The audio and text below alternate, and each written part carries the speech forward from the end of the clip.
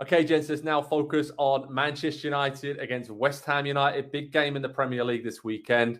I was at United's last Premier League game against Chelsea. Excellent draw away at Stamford Bridge. Quite unlucky not to win it, especially the chances they missed in the first half there. Good style of play.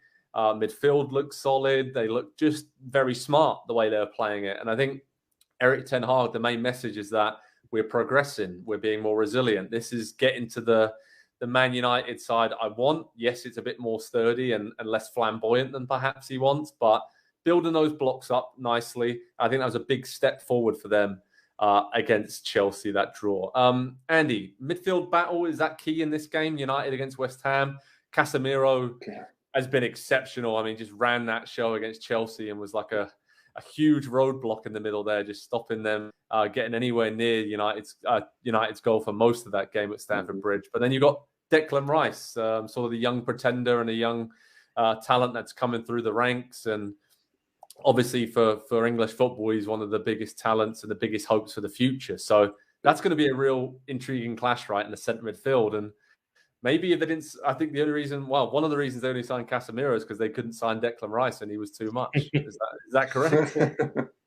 Yeah, guys, I think it's time to take a victory lap here. All three of us together, okay? Because for 4 or 5 or 6 years, we wrote on the site, Manchester United, they just need that leader at defensive midfielder. They need the player to protect the back line and turn over possession quickly and just do the simple things. We said it for 2 years on this show once we started doing it. Manchester United just need that defensive midfielder. They went out and got the $100 million midfielder this summer. And look what happens. As soon as he gets in there, it doesn't just transform the team, but I think it gives the team a foundation to play off of. And I think it gives, especially the young players and the young attacking players ahead of Casemiro, the confidence to get forward a little bit. And yes, they're doing their defensive work. To your point, Joe, it is a lot more sturdy than anything that we ever saw from Ten Hag at Ajax, but it's functional and it's necessary right now. And I think that's the biggest thing. We talked a lot this week about a lot of managers. We talked about Jesse Marsh. We talked about Antonio Conte, especially managers that are coming under some struggles at the moment. And they have their steadfast ideas. This is how we're going to play. This is what we're going to do. Ten Hag has gone away from that a little bit right now, kind of like Marsh had to do late last season to get them over the line and keep them in the Premier League. And I think it's really admirable. He's willing to do that for his own ego, to put the club and the results ahead of that. But two, I think it's going to put them in good stead for the long term because there will be that defensive foundation. There will be a lot of key players that are in this team right now that will be there next year and the year after and the year after. And so I look at this season as, I said this a couple of years ago and they undid all the work, but this is a foundational season for United. And the fact that they actually have the coach in the position now, the midfield is really something to watch now. Bruno looks like Bruno. Like he really, really looks like Bruno. And Eriksen has been a really nice addition that I think Ten Hag knows exactly how to use and when to use. And that's the key thing with a player like him. Oh yeah, Casemiro and Eriksen, the football IQ of those two players, they're scanning all the time. They know when to play the pass, when to hold it. It's just incredible to watch. I think the whole team, the back four, solid. The Gea's been pretty good. They're looking a lot better. I mean, Nick, going forward, that's the final piece of the jigsaw right now. Rashford missed some big chances against Chelsea. Looked in and out a little bit. And then you have Sancho and Antony, pretty good and creative, but again, a few big chances missed here and there. Ronaldo, the situation there, is it actually set up for him to actually come back into this team now? He seems to have sorted those disagreements with Erik ten Hag out a little bit because they are, the one thing they're really missing is that clinical finisher in the final third because it's not like they're not creating these chances on the break. I just struggle a little bit with putting them away. Well, Joe, listen, my traffic sign did not come in, so you're forgiven for this, but this is a Ronaldo-free zone, okay? Well, I don't want to talk about Chris. Yes, maybe, honestly, but I think Erik ten Hag is moving forward without him. That doesn't mean he won't be in a team. It doesn't mean he won't be used, but he is any other player, and that's how he probably should have been treated from the start. Very true.